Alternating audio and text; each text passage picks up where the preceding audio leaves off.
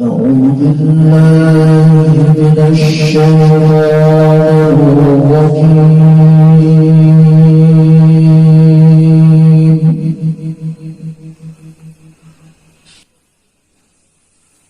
بسم الله الرحمن الرحيم.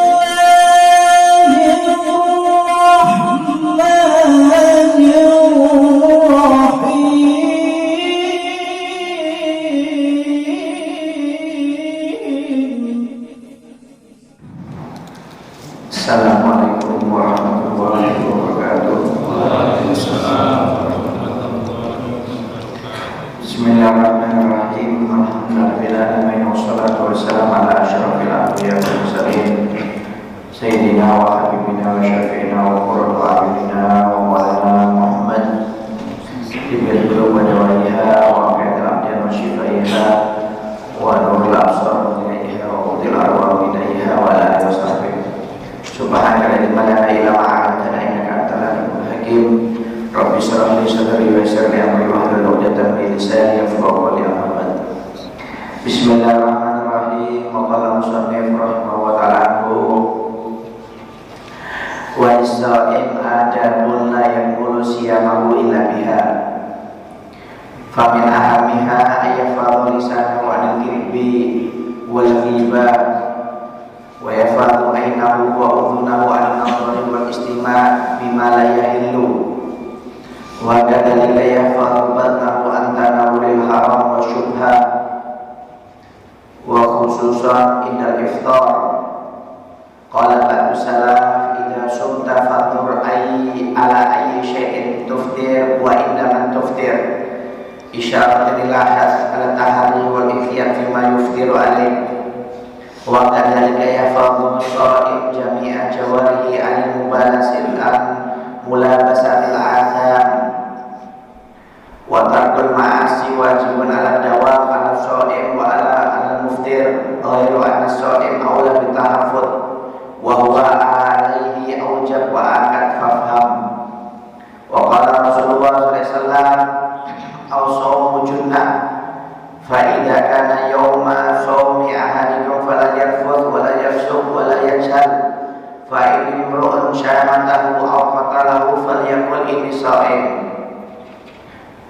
Wa min adabi sha'im alla yukthira an-nawm bin nahar wa la yukthira al-akal bil lail wal yaksud fi dhalika hatta tajida masal ju' wal aqas fata'adhan nafsahu wa tad'afu syahwatuhu wa yastaniru qalbuhu. Wa min adabi alla yukthira tashahhud bi umuri dunya fi syahri Ramadan bal yatafarra an hadhi ibadatillah wa dhikri ma amkanahu wa la yadkhulu fi syai'in min asari dunya illa in kana daruriyan fi haqqi aw fi haqqi man yalzamuhu al-qiyam bihi min al-iyal wa nahwihim. Wa dhalika li'anna syahra Ramadan fi syuhur bimanzilati yawmil jum'ah fil ayyam fayanbaghi lil mu'min an yaj'ala yawmal jum'ata huwa syahrahu hadzal akhiratu khususan. Dan adapun bagi orang yang berpuasa memiliki adab-adab atau tata cara yang dimana puasanya tidak akan sempurna kecuali dengan melakukan adab-adab tersebut atau tata cara tersebut ketika berpuasa. Di antaranya adab yang paling utama ketika berpuasa hendaknya menjaga lisannya untuk tidak berbohong, untuk tidak menggunjing atau yang lainnya, dan juga menjaga kedua matanya dan kedua telinganya ketika berpuasa dari melihat atau mendengar sesuatu yang tidak dihalalkan oleh Allah Subhanahu wa taala. Begitu juga menjaga perutnya dari makanan yang haram atau syubhat. Ya. Sebagian ulama salaf berkata, jika kamu berpuasa maka lihatlah makanan apa yang kamu makan dan di tempat siapa kamu makan. Begitu juga termasuk adab-adab orang yang berpuasa adalah menjaga seluruh tubuhnya untuk berbuat maksiat kepada Allah Subhanahu wa taala. Karena Rasulullah SAW bersabda, berapa banyak orang yang berpuasa hanya mendapatkan lapar dan haus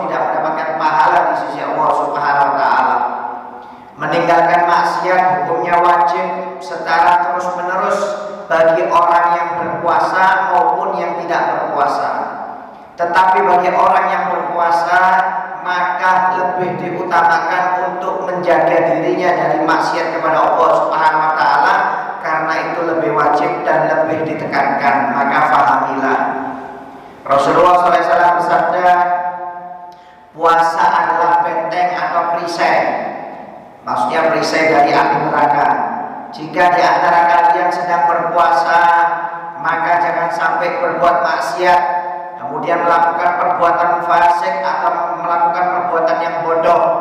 Jika ada seseorang di antara kalian yang menghina kalian, mengajak bertengkar kepada kalian, maka katakan aku sedang berpuasa.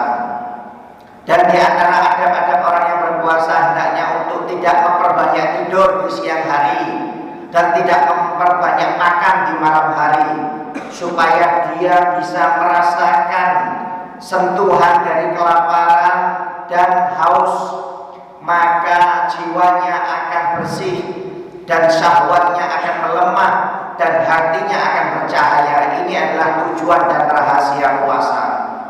Dan termasuk adab ketika berpuasa hendaknya untuk tidak memperbanyak urusan dunia di bulan Ramadan, tapi memperbanyak ibadah dan zikir kepada Allah Subhanahu wa taala. Boleh kita urusan dunia jika itu urusan untuk menafkahi keluarga, anak dan istri kita. Karena sesungguhnya di bulan Ramadan ini kedudukannya seperti hari Jumat. Maka hendaknya bagi orang mukmin di hari Jumat dan ketika di bulan Ramadan mengkhususkan hatinya untuk akhirat, untuk beribadah kepada Allah Subhanahu wa taala. Ya, jadi termasuk adab-adabnya orang berpuasa adalah menjaga anggota tubuhnya untuk tidak bermaksiat kepada Allah Subhanahu wa taala. Karena kata Nabi Muhammad, berapa banyak orang yang berpuasa cuma dapat haus dan lapar, pahalanya nol, sama sekali nggak dapat. Tidak dapat pahalanya. Kenapa? Karena mereka cuma menahan lapar dan hausnya aja, tapi maksiatnya tetap. Memang dia puasa, matanya masih jelalatan lihat aurat, lihat syahwat di HP mungkin. Dia memang puasa, tapi maaf mulutnya nggak bisa dijaga, masih berbohong di bulan Ramadan, ya, mungkin masih riba, masih menggunjing, adu domba, memfitnah, mencaci orang, mulutnya nggak bisa dijaga. Ya. Memang maaf, ya, dia berpuasa, tapi telinganya tetap dibuat maksiat untuk mendengarkan gosip, umpamanya di televisi, lihat gosip, silet, ya, segala macam. Jadi bulan Ramadan tetap dengarkan gosip. Ya. Ini kata Nabi Muhammad, makanya berapa banyak orang yang berpuasa cuma menahan lapar dan haus, pahalanya nol di sisi Allah Subhanahu wa taala. Makanya para ulama membagi puasa itu jadi 3. Yang pertama puasanya orang awam. Ini kebanyakan seperti kita ini puasanya orang awam. Apa puasanya orang awam? Puasanya orang awam itu cuma nahan lapar dan haus, tapi maksiatnya tetap. Ini puasanya orang awam. Ya masih mending lah daripada nggak puasa. Masih mending. Kalau orang nggak berpuasa bakal diadab oleh Allah Ta'ala. Tapi kalau puasanya orang awam ini pahalanya aja nol. Pahalanya nol dia. Ya. Jangan mengatakan lebih baik nggak usah puasa kan? Lebih baik nggak usah puasa. Ya lebih parah lagi nggak puasa. Mending orang yang sholat nggak khusyuk, nggak sesuai syariat daripada orang yang nggak sholat. Kenapa? Sholat ini perintah dari Allah Ta'ala. Puasa juga perintah dari Allah Subhanahu wa taala. Ya, puasanya orang awam yang pertama itu derajatnya yang pertama puasanya orang awam. Puasanya orang awam itu biasanya pahalanya nol, cuma dapat lapar sama haus. Kenapa? Karena maksiatnya tetap, mulutnya tetap dusta, tetap mengumpat orang, menggonjing, matanya tetap lihat aurat, nafsu, segala macam dan perempuan. Puasa tetap dia tampil. Ya. Nanti umpamanya telinganya, pikirannya, segala macam, kakinya, tangannya, makanannya dibuat tetap maksiat. Ini berarti puasanya orang awam, kata Nabi Muhammad. Seperti hadis yang tadi. Berapa banyak orang yang berpuasa cuma dapatkan lapar dan haus, tapi pahalanya nol di sisi Allah Subhanahu wa taala. Kemudian yang kedua puasanya orang khusus. Apa orang khusus? Yaitu puasa dari lapar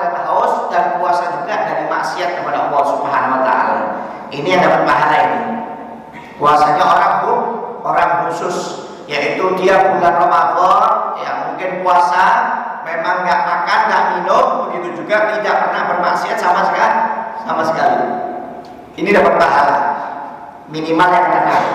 Ya, kalau darurat yang pertama nggak apa-apa lah. Ya, tapi kalau bisa yang tengah, kenapa? Yang tengah ini yang dapat pahala.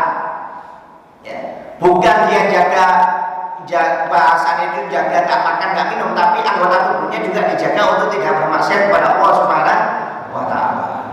Kemudian ada puasanya khusus bil khusus, yaitu puasanya orang yang khusus di atas khusus lagi. Yaitu apa maksudnya? Yaitu orang yang berpuasa tidak pernah lupa dari Allah walaupun sedetik.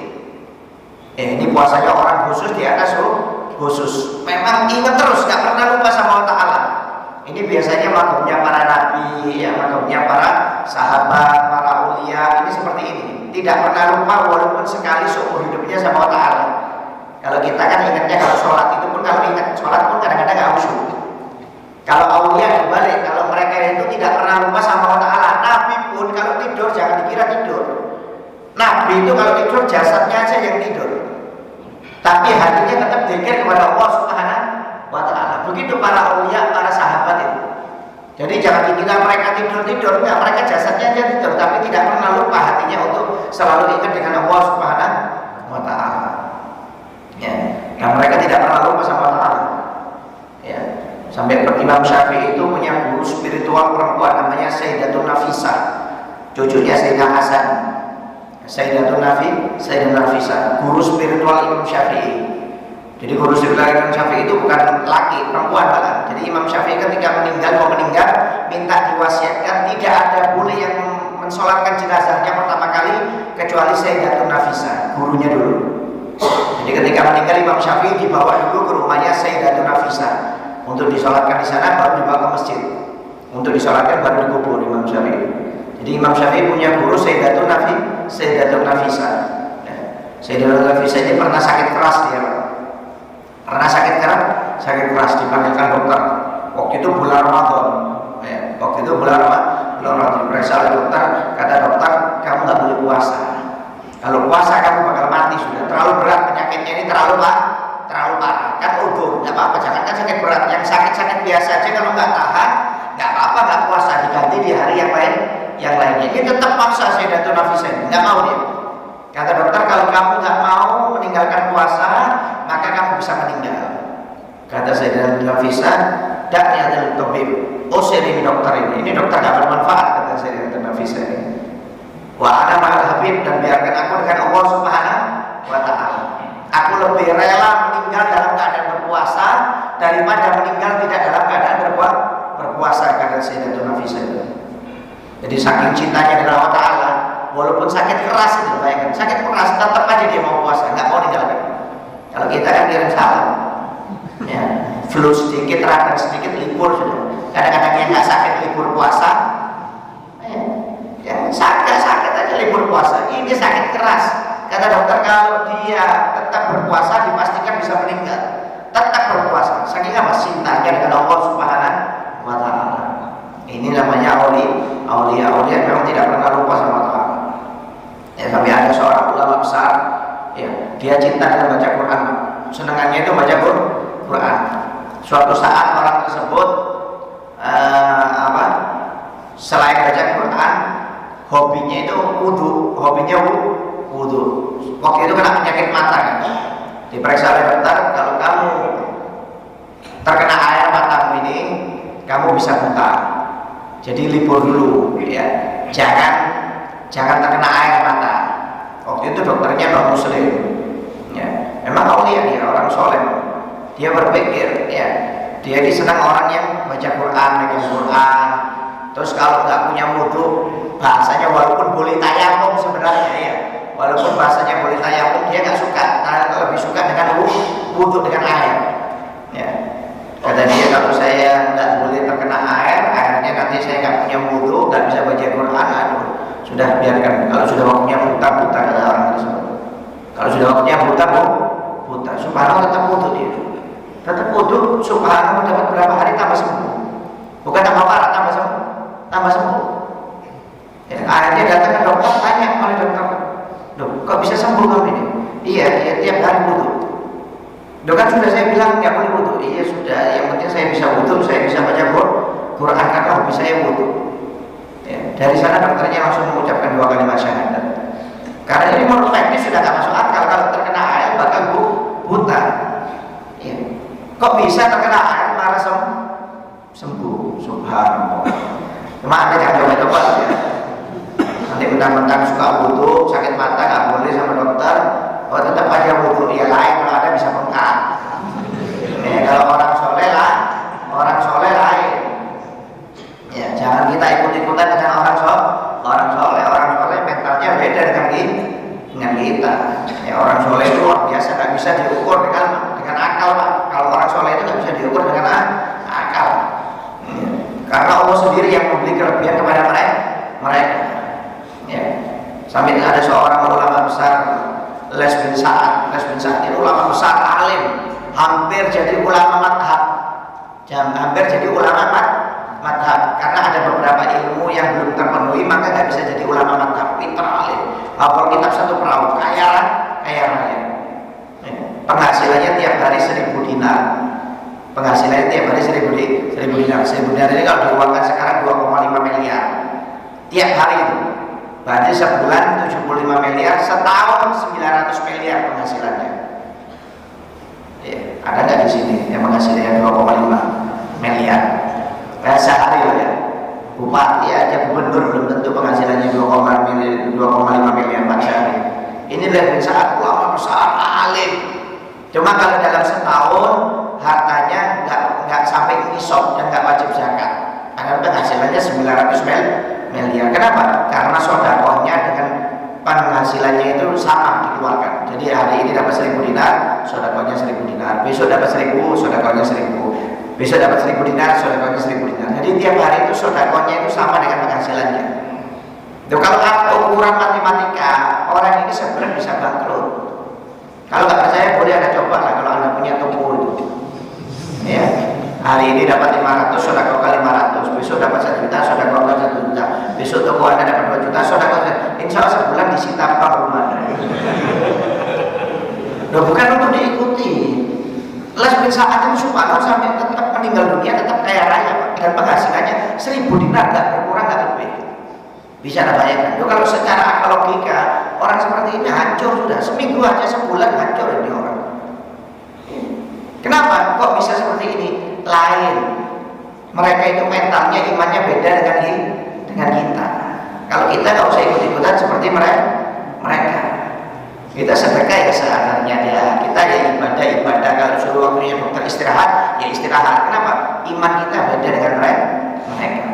Maka Sayyidatun Nafisah disuruh istirahat sama dokter karena nggak bisa menghilangkan nyawanya. Tapi Sayyidatun Nafisah nggak mau tetap berpuasa di bulan Ramadan. Dia lebih memilih meninggal dalam keadaan berpuasa daripada meninggal dalam keadaan tidak berpuasa. Ya. Ini orang-orang yang memang sudah diberi kelebihan oleh Allah Subhanahu wa Ta'ala.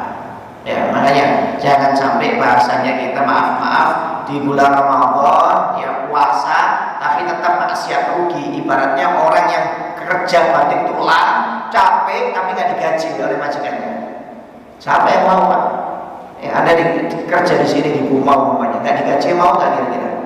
Sudah tinggal di hutan belantara ini nggak digaji lagi. Mau nggak kira-kira kita? Nggak ada yang mau. Ya begitu juga nanti di akhirat. Kalau kita berpuasa sekarang di dunia, ya nggak bahasanya tetap aja maksiat, itu nanti di akhirat nggak dapat apa-apa, nggak dapat pahala sama sekali, cuma dapat capek aja, dapat haus, lapar sama lemes itu aja. Pahalanya nggak dapat. Ini kata Nabi Muhammad, kamin soimin, berapa banyak orang yang berpuasa cuma dapat lapar dan haus saja, nggak dapat pahala di sisi Allah Subhanahu wa Ta'ala. Ya, makanya hati-hati jangan sampai kita berpuasa tetap bermaksiat kepada Allah Subhanahu wa Ta'ala. Memang bermaksiat itu 24 jam haram. Cuma bagi orang yang berpuasa lebih ditekankan jangan sampai bermaksiat. Kenapa? Rugi, puasanya nggak dapat apa-apa nanti.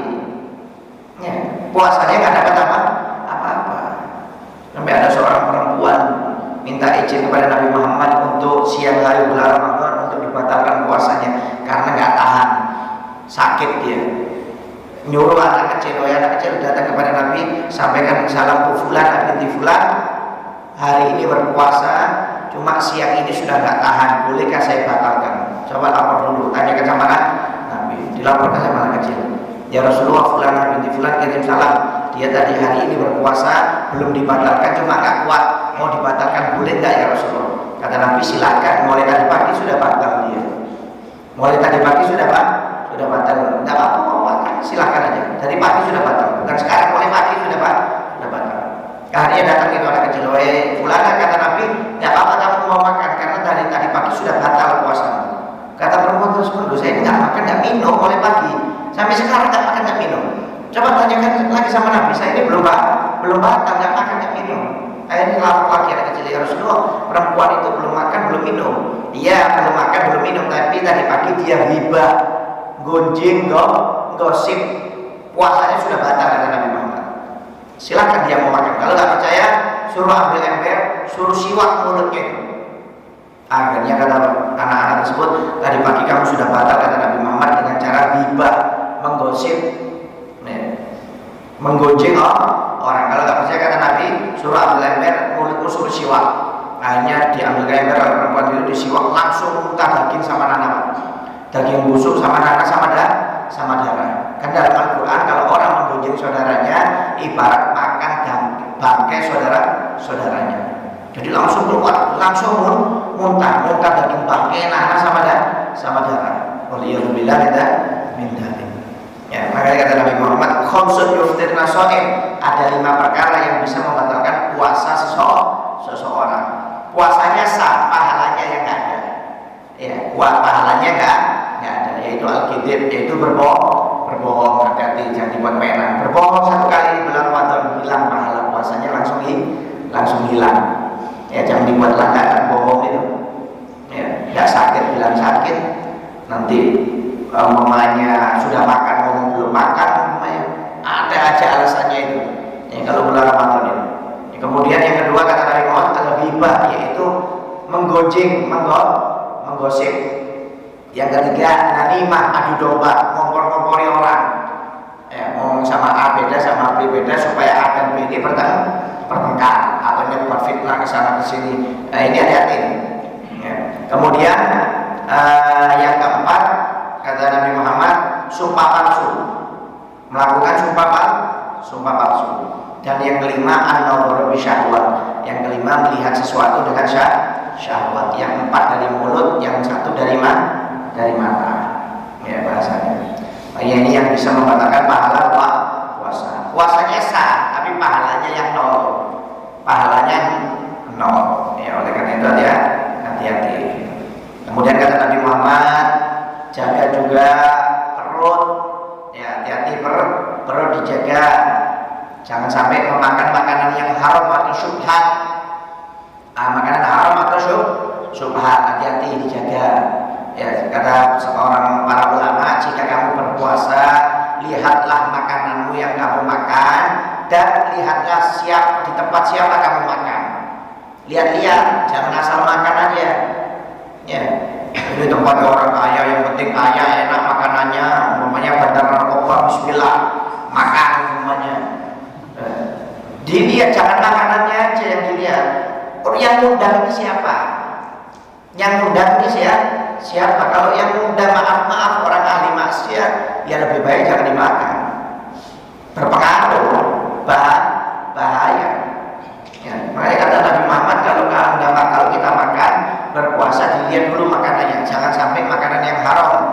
Ya, atau syubhat ini nggak jelas halal haramnya. Kalau orang duluan, jangankan haram, syubhat aja nggak mau. Syubhat ini Anda nggak tahu halal haramnya. Kalau Anda melihat dengan kepala mata Anda sendiri ini halal, itu namanya halal. Kalau syubhat itu Anda nggak tahu.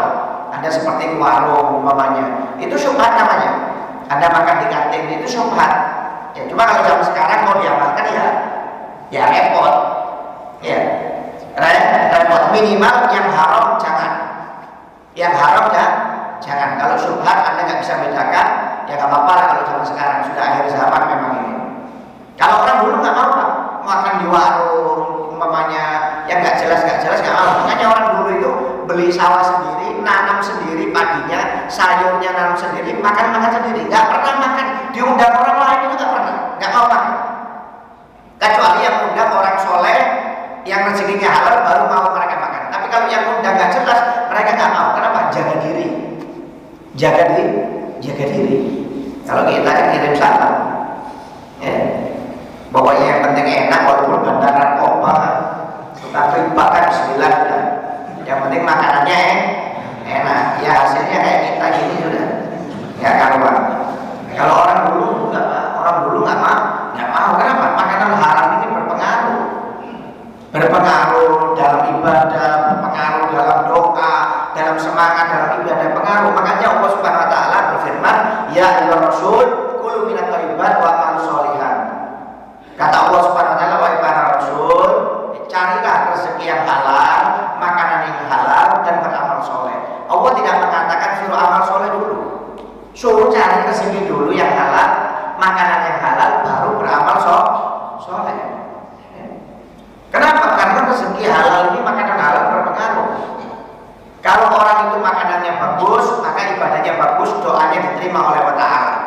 Tapi kalau sudah makanannya jelek, gak jelas, oh jangan harap doanya bakal gak diterima oleh Allah Ta'ala, ibadahnya pun tidak diterima, ya. Dan dia akan malas beribadah kepada Allah Subhanahu Wa Ta'ala. Kata Nabi Muhammad, man akalal halal ta'at jawarihu sya'a abar, wa man akalal haram asad jawarihu sya'a abar. Kata Nabi Muhammad, barang siapa yang makan makanan yang halal, mau gak mau, anggota tubuhnya akan mudah berbuat taat kepada Allah Ta'ala. Mau gak mau. Dan barang siapa yang makan makanan yang haram, kata Nabi Muhammad, mau tidak mau, anggota tubuhnya akan sering bermaksiat kepada Allah Subhanahu Wa Ta'ala. Artinya apa? Kalau orang itu makanannya halal, rezekinya halal, mau gak mau orang itu mudah beribadah, semangat dia. Kalau mau bermaksiat itu masih pikir-pikir. Tapi kalau orang yang sudah makanannya haram, rezekinya haram, wah jangan ditanya sudah. Ibadahnya makan berat, dia akan lebih ringan bermaksiat kepada Allah Subhanahu Wa Ta'ala. Mau tidak mau, ini hadis Nabi, hadis Nabi. Makanya orang dulu nggak mau. Ya, sampai ada seorang ulama besar, Abu Yazid Al-Bustami. Ya, ulama besar, Abu Yazid Al-Bustami ini ulama besar, ulama sufi besar. Ya, doanya ini mustajab, tidak pernah ditolak oleh Allah Subhanahu Wa Ta'ala. Sampai pernah suatu saat Abu Yazid Al-Bustami ini tidak merasakan nikmat dalam ibadah. Biasanya orang ibadah itu nikmat. Ya, kalau ada orang maksiat nikmat, ibadah itu lebih nikmat daripada maksiat. Ya, orang kan sudah maksiat, umpamanya maaf zina, narkoba, diskotek, kan asik, hiburan. Itu orang kalau ahli ibadah, hiburannya itu lebih hebat daripada orang yang merasa nikmat ketika masih maksiat. Kenapa? Kalau orang selesai maksiat, sumpah lagi. Tapi kalau orang ahli ibadah ini enggak, tetap hatinya tenang. Ini biasanya orang kalau ahli ibadah itu nikmat. Ini kok Abu Yazid Al-Bustami itu tidak merasakan nikmat dalam ibadah.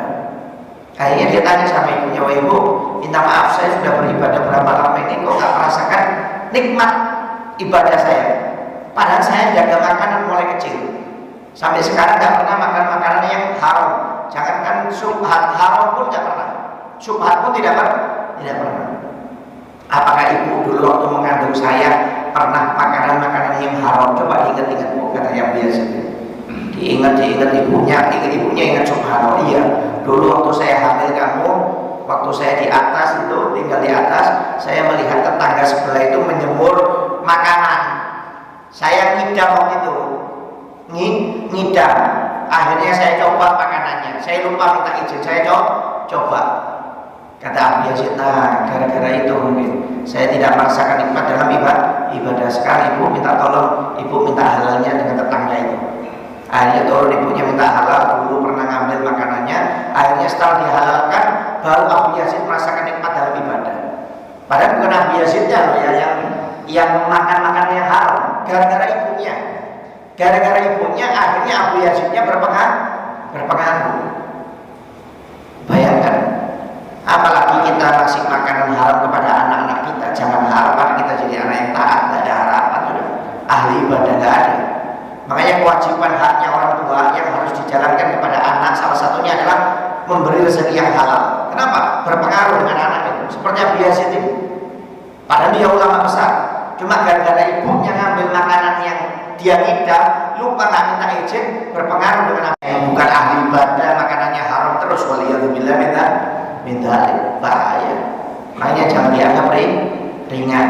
Makanya kalau makanan itu kalau bisa cari yang halal, jangan sampai yang subhat. Halal, subhat, kalau bisa jangan minimal yang haram lah. Minimal yang haram. Kalau zaman sekarang kalau kita mau menghindari subhat repot. Ya kalau orang-orang dulu memang luar biasa. Imam Syafi'i pun itu nggak, kalau diundang orang, Imam Syafi'i mah nggak pernah makan sembarangan. Nggak pernah makan sembarangan, kecuali diundang muridnya waktu itu Imam Ahmad bin Hambal. Diundang Imam Ahmad bin Hambal itu makannya tambah-tambah sampai 3 piring lebih. Kata anaknya Imam Ahmad bin Hambal, itu ulama apa kuli? Iya, anaknya Imam Ahmad bin Hambal marah, yang perempuan itu. Karena Imam Ahmad ini tiap hari puji Imam Syafi'i, dipuji-puji terus Imam Syafi'i. Padahal Imam Ahmad bin Hambal ini ahli ibadah, Pak. Mulai Isya sampai subuh itu tak pernah tidur, sholat terus kerjaannya. Nanti pagi ngurus umat, itu kerjaan Imam Ahmad bin Hambal.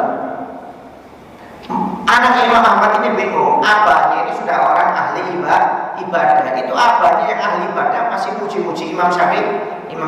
Kata anaknya, coba si ayah undang Imam Syafi'i, ingin tahu apa modelnya Imam Syafi'i ini seperti apa. Kamu yang sudah tahu gini kok masih puji-puji Imam Syafi'i. Diundang oleh Imam Ahmad, kasih makannya banyak. Anaknya sampai bingung, ini kan aku lihat aja kayak gini. Ini makanya sampai tambah terus Imam Syafi'i. Katanya ulama. Akhirnya setelah sholat Isya, Imam Syafi'i masuk kamar. Imam Ahmad langsung di mihrab, langsung sholat tempat ibadahnya sampai subuh. Itu anaknya tengah malam bangun, anaknya Imam Ahmad itu diintip Imam Syafi'i dari lubang kunci pintu itu masih baring di tempat tidurnya. Diintip mau subuh tetap baring di tempat tidurnya. Ada subuh baru bangun Imam Syafi'i dari tempat tidur. Nggak pakai ke kamar mandi, langsung sholat Imam Syafi'i. Bingung anaknya ini model apa lagi? Sholat nggak pakai wudu. Wah ini kabur, ulama kabur ini. Ini kok dipuji-puji oleh ayah saya, sudah makannya banyak, kuli kalah, ya. Malam nggak tahajud, tiduran di kasur, abahnya sholat Imam Ahmad sampai subuh sholatnya. Imam Syafi'i mulai Isya sampai subuh di kasur. Bangun nggak pakai wudu langsung sholat. Wah salah, saya ini milik guru katanya. Hanya laporan bagi ya kamu ini salah punya guru. Salah punya guru. Kenapa? Iya, saya lihat banyak kejanggalan dari Imam Syafi'i. Ya. Yang pertama makanannya banyak, nggak ada ulama makanannya banyak itu. Kata Nabi Muhammad SAW, nahnu qaumun la naqul hatta najub wa idza akalna nasbah. Kata Nabi Muhammad, kita ini suatu kaum yang nggak makan kecuali merasakan lapar, dan tidak akan makan sampai kenyang. Sebelum kenyang sudah berhenti, kata Nabi Muhammad. Itu sifatnya orang-orang. Jadi maaf orang itu kalau sebelum kenyang dia harus berhenti. Ya, sebelum kenyang sudah berhenti. Kita kan nggak, kalau nggak sampai gelegean, nggak sampai muntah, nggak berhenti makanannya. Ya. Ini Imam Syafi'i ini apa? Makan sampai berkali-kali ini. Kemudian yang ketiga tadi malam tidur, mulai Isya sampai subuh tidur, nggak tahajud sama sekali. Bangun langsung sholat. Aliran apa ini? Saya dilaporkan sama ayahnya, wahai imam, wahai guru, kamu diprotes oleh anakku. Yang pertama, kenapa makannya banyak? Biasanya ulama itu makannya sedikit, ini kamu makannya banyak. Kata Imam Syafi'i, ta'am soleh dawa, makanannya orang yang soleh itu obat, kata Imam Syafi'i. Aku kalau diundang orang lain tidak pernah makan, tidak pernah berani makan. Aku biasa bawa makanan sendiri kalau diundang orang. Kecuali ketika kamu yang mengundang, saya tahu kalau kamu ini orang soleh, makanya saya makan banyak. Saya yakin ini makanan yang halal. Dengan harapan makananmu saya makan dengan makan yang banyak ini, saya semakin sehat, semakin semangat ibadah kepada Allah Subhanahu Wa Taala. Itu alasannya Imam Syafi'i. Cuma jangan anda amalkan ya. Makan di rumahnya tempat banyak, kenapa? Kata Imam Syafi'i, kamu soleh bawa. Iya. Itu Imam Syafi'i sama Imam Ahmad. Ya, kita ini tuyul semuanya. Kemudian yang kedua, kenapa tadi mulai isya sampai subuh. Kata Imam Syafi'i, saya nggak gitu, saya baring sambil baca Quran, karena alhamdulillah hatam 30 juz dari Imam Syafi'i. Dan ketika saya baca Quran tadi malam 30 juz, mulai isya sampai subuh, saya menemukan 70 hukum fikih untuk umat Islam. Jadi Imam Syafi'i ini baca Quran sambil mikir masalah syariat, permasalahan problem-problem hukum fikih. Jadi semalam itu baca Quran 30 juz sambil menemukan 70 hukum fikih dalam permasalahan hidup bermasyarakat. Dan makanya tadi malam saya nggak pakai wudu. Kenapa? Saya belum batal memang. Saya nggak batal wudu, makanya saya langsung sholat. Ya subhanallah. Sama-sama alim ya Pak. Ya, kalau kita kan habis makan tidur. Kalau nggak habis makan main catur, domino. Ya subuhnya jam 8 sudah. Sama seperti ya. Kalau Imam Syafi'i, Imam Ahmad beda. Bayangkan. Diperhatikan makanan itu harus diperhatikan. Jangan sampai kita makan makanan yang sembarangan, karena berpengaruh dalam kualitas ibadah kita. Hati-hati ya. Sampai kata para ulama, barang siapa yang beribadah dengan menggunakan sesuatu yang haram, yang tidak halal, maka seperti mencuci pakaian yang najis dengan kencing. Hati-hati, bahaya. Anda sodako, maaf, pakai uang retenir umpamanya, pakai uang riba, Anda sodako pakai uang mencuri, menipu, itu walaupun Anda sodakokan, dosanya double. Anda bermaksiat itu sudah dosa, mencuri, main riba, umpamanya korupsi, kemudian Anda sodakokan lagi, tambah dosa lagi. Bahasanya waliyadzubillah min dzalik. Ya, jadi hati-hati, rezeki halal ini berpengaruh. Jangan sampai kita terpengaruh dengan rezeki yang haram. Ya, lebih baik sedikit halal barokah daripada haram. Walaupun banyak, nggak akan manfaat. Ya, orang miliaran umpamanya sedekahnya tiap hari miliaran, tapi kalau dari rezeki yang haram tetap nggak bakal diterima, bahkan nambah dosa. Nambah dosa. Waliyadzubillah min dzalik. Sampai kata Nabi Muhammad, kalau ada orang haji pakai uang haram, ya ketika tawaf, ya ketika talbiyah dia menjadi labbaik Allahumma labbaik, dijawab oleh malaikat la labbaik wala sa'daik. Kata Nabi Muhammad, malaikat bakal jawab, tidak ada labbaik, tidak ada kebahagiaan untukmu. Rezekimu haram, ibadahmu haram, dan kamu bakal masuk nerakanya Allah Subhanahu wa taala. Jadi jangan dikira orang haji, umroh, ya sedekah tapi uangnya dari rezeki yang tidak halal, percuma, nggak bakal diterima amal ibadahnya oleh Allah Subhanahu wa taala, termasuk puasa. Diperhatikan rezekinya. Kalau rezekinya nggak diperhatikan, maka puasanya bakal tidak diterima oleh Allah Subhanahu wa taala. Waliyadzubillah min dzalik. Ya, kemudian juga harus diperhatikan untuk tidak memperbanyak tidur siang hari dan tidak memperbanyak makan di malam hari. Ya ini enggak habis sahur, subuh tidur, nanti duhur bangun, tidur lah, sholat tidur lagi sampai asar. Ya, nanti asar bangun tidur lagi, sudah kalau mau buka baru bangun. Ya ini kayak buaya kekenyangan aja. Terus apa fungsinya? Lo kan tidurnya orang puasa, soal ibadah, tidurnya orang puasa di bulan Ramadan dia itu ibadah. Lo itu permisalan, bukan untuk diamalkan. Kalau tidurnya aja sudah dihitung ibadah, apalagi ibadahnya. Sumtu tasbih, diamnya orang yang berpuasa dihitung zikir. Bukan berarti di bulan Ramadan diam terus mulai pagi sampai sore. Ya itu permisalan. Kalau sudah diamnya aja sudah dihitung zikir, apalagi zikirnya, apalagi baca Qur'annya. Bukan untuk diamalkan. Ini kadang-kadang orang salah paham. Ini lihat tidurnya, dia ibadah, lebih baik tidur kita daripada macam-macam. Iya, daripada maksiat, maksudnya lebih baik tidur. Bukan berarti tidur terus. Ya. Karena pahalanya di bulan Ramadan ini banyak, makanya jangan dibuat tidur. Kemudian kalau malam jangan banyak makan. Ya, jangankan malam, bukanya aja sudah balas dendam. Wadahnya 10 macam. Belum macam es-esnya nanti ya. Nanti habis isya makan lagi, habis terawih makan lagi, tengah malam makan lagi. Jangan ya, disunahkan itu kalau kita bulan Ramadan siangnya jangan banyak tidur, malamnya jangan banyak makan. Supaya apa? Supaya syahwatnya ini melemah. syahwatnya melemah, ya, kemudian jiwanya bisa bersih dan hatinya bisa bercahaya. Ini tujuan dan rahasia buat puasa. Buat apa kalau puasa siang hari tidur terus kemudian malamnya balas dendam makan banyak? Ya sama aja, syahwatnya dipenuhi terus. Fungsinya puasa ini kan untuk melemahkan syahwat dan membersihkan jiwa.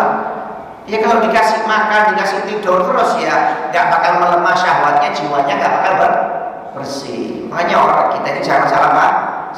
Nggak apa-apa merasakan lapar, itu nggak ada masalah, bagus, bagus. Merasakan lapar apa bisa kita ini sadar ya. Rasulullah aja dulu sampai 3 hari Pak lapar itu nggak pernah makan, cuma minum aja, bayangkan minum 3 hari aja Rasulullah. Masuk makanan kurma aja nggak pernah sampai 3 hari kadang-kadang. Kita selama laparnya kita sehari masih makan, nggak usah mengeluh kita. Ya, kita puasa kadang-kadang cuma sebentar kok, nahan lapar cuma 12 jam rasanya. Dari subuh sampai malam anggap 13 jam lah. Ya puasa berapa jam? Anggap 12 jam lah.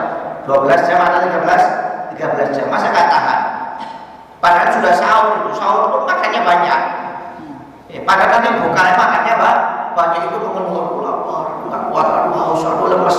Nabi Muhammad itu 3 hari nggak makan. 3 hari nggak makan kadang-kadang. Para ulama itu nggak sembarangan makan. Sampai ada ulama itu maaf buang airnya itu sebulan sekali. Saking jarangnya makan itu. Bukan penyakit, ya. Kalau kita sebulan sekali penyakit. Kalau kita sebulan sekali buat BAB-nya penyakit. Ini ada seorang ulama ya, maaf BAB-nya itu sebulan sekali. Kenapa? Saking nggak sukanya makan itu. Saking nggak sukanya makan. Bukan tujuannya, kenapa? Kalau makan itu akhirnya bikin lemas. Kalau sudah lemas, ibadahnya juga nggak mau dia. Itu sifatnya tubuh itu. Kalau sudah banyak makan, lemas. Ya, akhirnya ngantuk, nanti malas ibadah. Makanya kalau ketika berbuka jangan banyak makan. Takutnya nanti terawihnya lemes badannya, nggak mau terawih.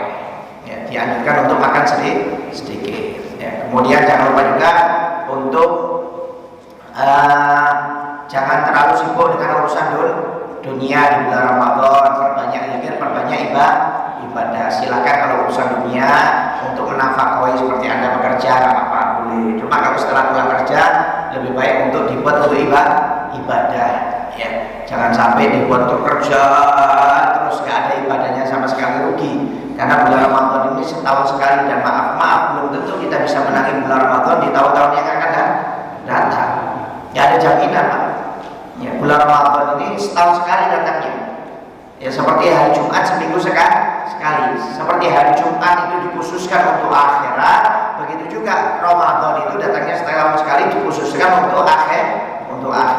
Kenapa? Pahalanya dilipat gandakan kalau hari Jumat sama bulan Ramadan. Ya, di bulan Ramadan itu hari lebarannya kita Pak. Seminggu sekali lebarannya itu hari Jumat dan malam Jumat. Makanya dianjurkan kalau malam Jumat itu banyak ibadah. Ya, ini enggak kadang-kadang di film-film ya malam Jumat itu malam angker, sangat banyak keluar, banyak setan gentayangan. Kata siapa Pak? Malam Jumat itu malam yang bercahaya. Dianjurkan kita untuk memperbanyak ibadah, bukan malam setan gentayangan. Jangan keluar malam Jumat, nanti kamu kesurupan, nanti ini enggak ada. Yaitu orang-orang Yahudi memang merusak pikiran kita seakan-akan malam Jumat itu malam yang angker. Padahal bukan, malam Jumat itu malam lebaran kita. Ini kata Nabi Muhammad dalam seminggu itu malam lebaran kita, malam Jumat dan hari Jumat. Makanya dianjurkan untuk banyak zikir, baca sholawat, baca surat kahfi, ya baca yasin, ibadah yang lainnya, sholawat, sedekah dianjurkan di hari malam Jumat dan hari Jumat. Begitu juga bulan Ramadan. Ya. Jangan sampai dibuat untuk masalah urusan dunia. Wallahualam. Bismillahirrahmanirrahim. Qala musannif rahimahullah sunnah istinja, sunahnya ketika istinja. Di antaranya sunahnya istinja yaitu menyiapkan idal ma'wal ahjar qabla istinja. Sunahnya menyiapkan air dan batu sebelum istinja sunahnya. Jadi jangan ketika istinja baru cari air, baru cari batu. Jadi sunnahnya itu kalau bisa sebelum istinja itu sudah siap air, siap batu. Kenapa? Biar istinjanya najisnya tidak melebar. Ini takutnya kalau sudah kencing, sudah BAB baru cari air, potong-potongan airnya nanti melebar semuanya. Ya, jadi sudah siap dulu. Di sampingnya itu sudah ada air dan batu. Itu sunnahnya. Ya. Kemudian yang kedua yaitu istinja bil yadil yusra, istinja dengan tangan kiri. Ya, jangan pakai tangan kanan. Pegang kemaluan tangan kiri ketika kencing ya. Kemudian cebok juga tangan kiri. Ya, subhanallah diselidiki oleh kedokteran Amerika, ternyata tangan kiri ini mengandung antiseptik. Tapi nggak bisa dilihat dengan mata kepala kosong ya, tapi dengan alat. Ya, karena keringat atau enzim di tangan kiri ini mengandung antiseptik. Walaupun orang itu istinja nggak pakai sabun, sudah cukup. Karena tangan kiri ini mengandung antiseptik. Ya, kalau tangan kanan mengandung zat pembusuk. Makanya disunahkan kita makan dengan tangan kanan. Tidak disunahkan pakai sendok. Ya, kecuali makannya rawon bakso ya pakai sendok. Kalau ada rawon bakso pakai tangan ya bingung nanti orang ini ya. Ya pakai tangan nggak apa-apa bagus, cuma ya kelihatan aneh mungkin ya. Kenapa? Tangan ini mengandung zat pembusuk. Kalau nggak percaya, Anda pegang roti dengan tangan kanan, kemudian pegang roti satu pakai sendok, Anda lihat mana yang lebih cepat busuk. Ya. Makanya ibu-ibu kita dulu kalau pegang kita mau ngambil roti pakai tangan dipukul, nggak boleh. Suruh ambil pakai sendok dulu atau pakai pisau, baru nanti makannya pakai tangan. Tapi kalau langsung nyabik roti pakai tangan, nggak boleh. Kenapa? Cepat busuk memang. Tangan ini mengandung zat pembusuk. Subhanallah, Rasulullah sudah mengajarkan 1400 tahun yang lalu. Ya makanya jangan dibalik, tangan kanan ini mengandung zat pembusuk, tangan kiri mengandung antiseptik. Kalau cebok pakai tangan kiri, jangan cebok tangan kanan. Kalau cebok tangan kanan sudah pantatnya busuk, pakai zat pembusuk. Ya atau busuk acur ya. Jangan dibalik. Ya. Kemudian disunahkan al-i'timad ala usbu'il wusta fi duburi, yaitu idza istinja bil ma. Jika dia istinja menggunakan air, maka disunahkan untuk duduk ya, kaki kirinya itu di bawah pantatnya. Ya, seperti yang saya anukan yang dulu, masih ingat ya? Kalau Anda istinja dengan kalau Anda buang air kecil, ya duduknya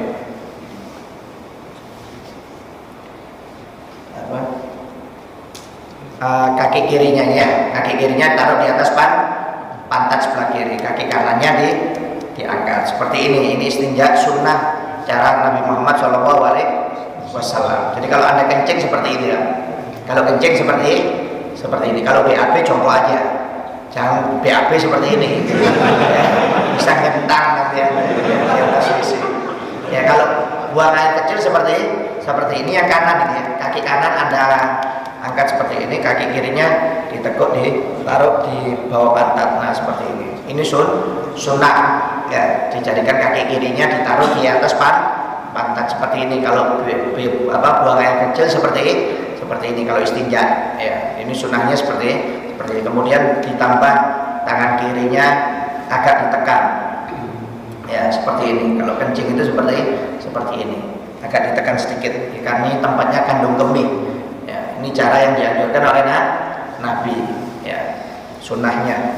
Dan memang menurut kedokteran, kalau orang kencing dengan duduk cara seperti tadi, itu insya Allah bagus, dia tidak akan terkena batu ginjal atau prostat. Tapi kalau dia kencingnya berdiri, tinggal nunggu waktu aja. Itu banyak penyakitnya. Yang pertama impoten kalau laki-laki. Itu kelemahannya. Itu dokter yang mengatakan kalau dia kencing berdiri menyebabkan impotensi yang pertama, kemudian batu ginjal, yang ketiga bisa prostat. Gak sunnah. Makanya kalau bisa jangan berdiri, duduk Ya, walaupun di bandara-bandara, cari kamar mandi di dalam. Kalau kencing di dalam, jangan di tempat toilet berdiri itu, nggak bagus pun. Ya, itu nggak bagus. Memang kata Nabi Muhammad, sepertiga orang dikubur itu diadab gara-gara kencingnya. Ya, gara-gara kencing seperti itu. Kenapa? Kalau orang kencing berdiri, walaupun nunggu lama dia sampai tetesannya hilang, itu jalan 1 langkah 2 langkah keluar lagi tetesannya. Kalau sudah keluar tetesannya, dibawa sholat nggak sah sholatnya. Itu yang bikin orang diadab dalam kubur. Ya, makanya jangan dianggap remeh. Kalau kencing itu kalau bisa duduk, jangan berdiri. Ya, ini kedokteran yang mengatakan orang kalau kencing berdiri nggak sehat. Memang Nabi mengatakan seperti itu. Ya, subhanallah. Nah, jangan dikira sunnah ini nggak ada manfaatnya. Sunnah ini sudah dapat pahala, manfaatnya banyak, kesehatannya buat kita. Ya, oleh karena itu jangan sampai kencing berdiri. Ya, kalau BAB dengan jongkok, jangan duduk di kloset. Karena kalau duduk itu kalau menurut dokter bikin wasir. Yang bagus itu jongkok. Ya, boleh Anda duduk di tempat WC yang duduk itu bukan jongkok yang duduk, tapi kakinya di bawah ditambahi kayu. Jadi agak ngangkat sedikit. Ya, agak ngangkat sedikit. Sekarang Anda kalau ke Assetware atau ke Informa itu ada tempat jongkokan kaki. Kalau untuk BAB yang klosetnya duduk bukan jongkok ya, itu ada tambahannya. Dan memang dianjurkan oleh dokter. Subhanallah, Nabi Muhammad sudah mengajarkan cara sehat dengan kita. Cuma kadang-kadang kita aja nggak mau sehat. Ya. Kemudian disunahkan ketika memegang kemaluannya menggunakan tangan kiri. Ya, ketika memegang kemaluannya memegang tangan kiri kalau kencing. Dengan menggunakan apa? Jari telunjuk dan jari jari telunjuk dan jari tengah. Ya, kalau kencing seperti ini megangnya. Ya, dipegang, jangan semuanya megang gini kalau kencing ya. Pegang 2 ini ya. Ya, dipegang seperti ini kalau kencing. Nanti setelah selesai kencing baru diurut ya. Diurutnya pelan-pelan aja. Sekiranya cuma menggesek bagian bawah, jangan dipijet. Seperti kalau dipijet bikin impoten, nggak bagus. Ya, jadi yang atas diam, yang bawah gerak. Nah, seperti ini. Setelah itu selesai kencing ya. Setelah selesai kencing, nah itu langsung dipijet 3 kali sambil didehem. 3 kali untuk mengeluarkan sisa-sisa air kencing yang ada di saluran kandung kandungnya itu, saluran kencingnya itu sunnah. Jadi ketika kencing menggunakan jari telunjuk sama jari tengah ketika kencing seperti ini ya, megangnya seperti ini. Jangan megang dengan tangan penuh ya, karena apa? Takutnya nanti keluber najisnya. Kalau seperti ini kan masih bisa diarahkan. Kalau dibiarkan nanti takutnya jatuhnya ke kaki. Jadi dipegang sambil diarahkan ke depan, jangan ke atas ya. Nanti dikira hujan gerimis. Ya. Kemudian disunahkan ketika setelah selesai istinja, tangannya digosok ke bumi, bahasanya tanah atau lantai. Kalau habis istinja ya, habis pantat itu bersihkan pantat, itu disunahkan untuk digosok ke lantai sambil disiram. Ya, itu sunahnya. Tapi kalau nggak mau dikerjakan nggak apa-apa. Ya, mau diganti dengan sabun umpamanya, ya boleh nggak apa-apa. Ya, mungkin zaman dulu nggak ada sabun, jadi digosok di lantai. Ya, karena takut mungkin kotorannya terlalu padat. Ya, jadi lengket di tangan, ya disemprot ya hilang-hilang, ya digosok terakhir. Ya, sunahnya ini ya. Kemudian sunahnya juga ketika istinja disunahkan untuk membaca doa Allahumma tahhir qalbi minan nifaqi wa hasin farji minal fawahish. Ya Allah, sucikan hatiku dari perbuatan nifak, orang-orang munafik, dan jagalah kemaluanku dari perbuatan yang jelek, dari maksiat kepada Allah Subhanahu wa taala. Itu ketika istinja. Jadi Anda istinja nyiram sambil baca doa. Allahumma tahhir qalbi minan nifaqi wa hasin farji minal fawahish, ya. Itu disunahkan, ya. Wallahu a'lam bishawab. Kira mau ditanyakan? Oke, mau bertanya? Oke, mau bertanya?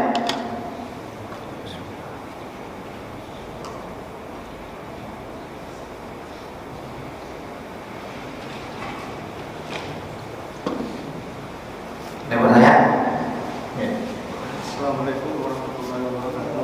Waalaikumsalam. Kalau kita punya Al-Quran di rumah ya, lembarannya sebagian hilang, bagaimana seperti diapain? Kalau kita punya Al-Quran atau kita nemu lembaran-lembaran yang ada tulisan Al-Quran yang dijaga, itu diapain? Ya.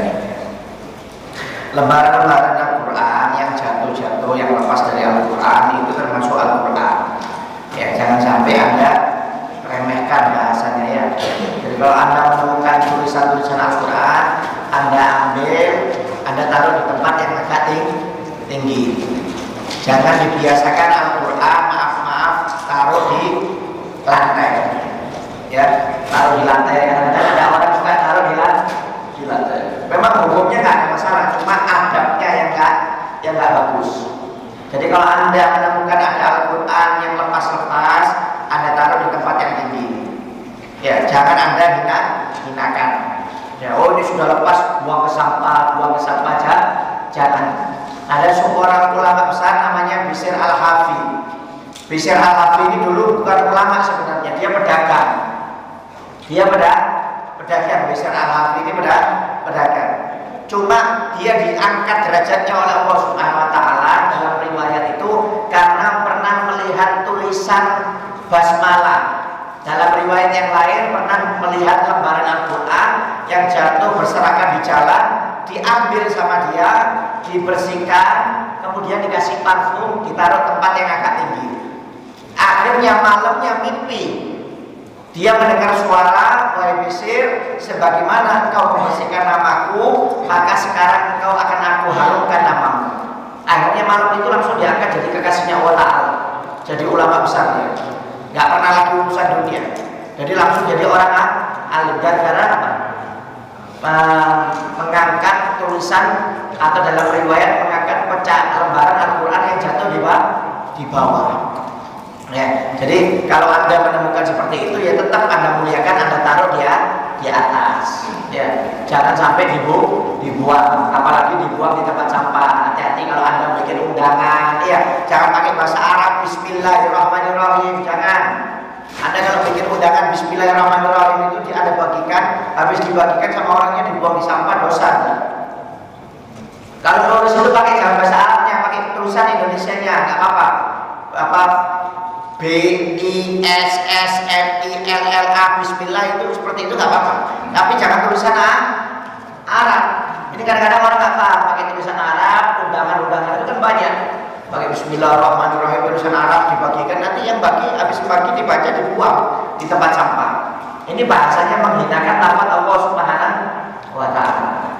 Hati-hati ya, harus diperhatikan. Jadi kalau ada Al-Quran atau tulisan lafaz Bismillah yang jatuh di bawah-bawah, Anda ambil, niatkan untuk membersihkan Allah Subhanahu wa taala, memuliakan Allah Subhanahu wa taala. Karena di sana ada tulisan Al-Quran, ada tulisan Allah, kemudian Anda taruh tempat yang agak tinggi.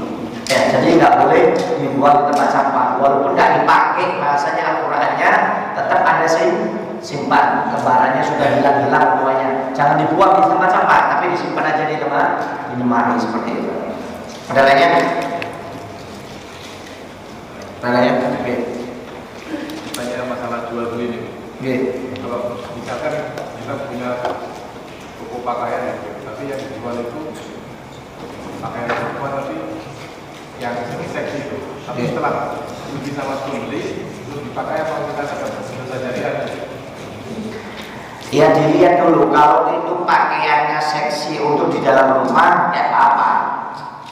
Tapi kalau pakaian seksinya untuk di luar rumah, ya kebagian amal jariah dosanya.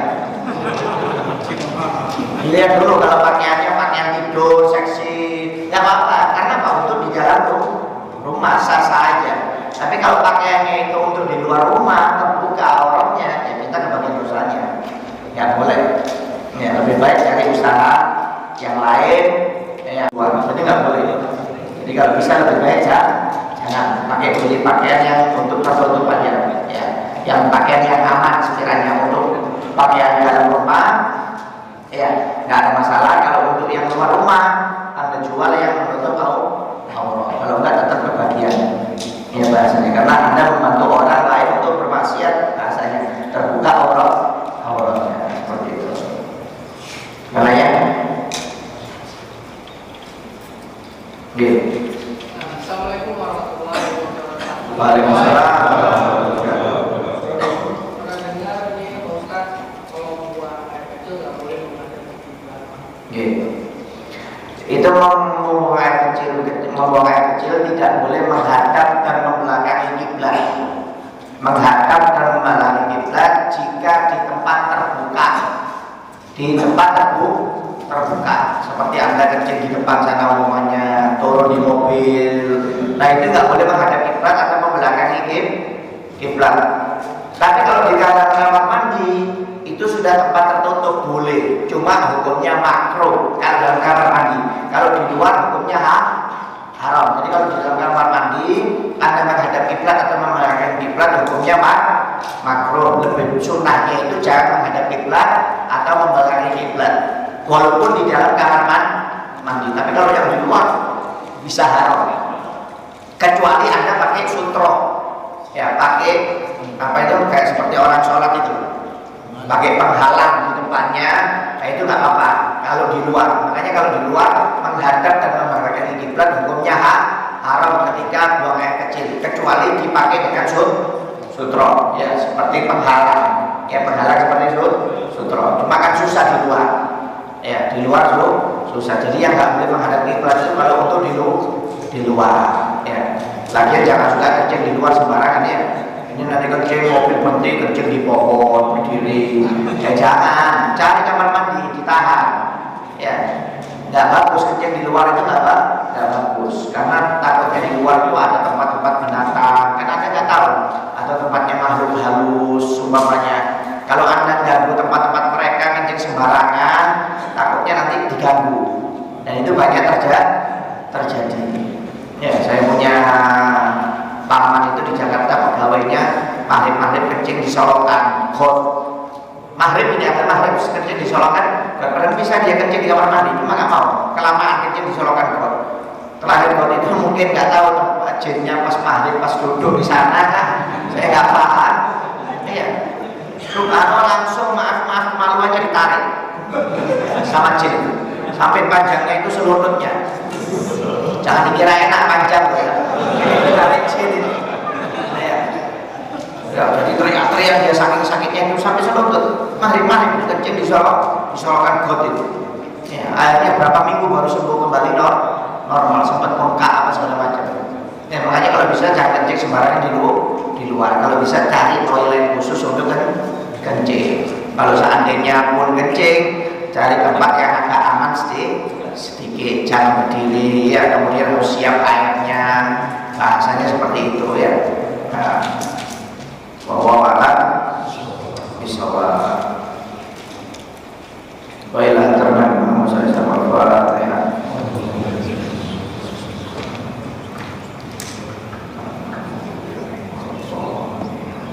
Rabbana taqabbal minna innaka samiul alim wa tub alaina innaka tawwabur rahim. Wassallallahu alaihi wasallam. Alhamdulillahirabbil alamin. Taqabbalallahu minkum. Allahumma shalli ala sayyidina Muhammad.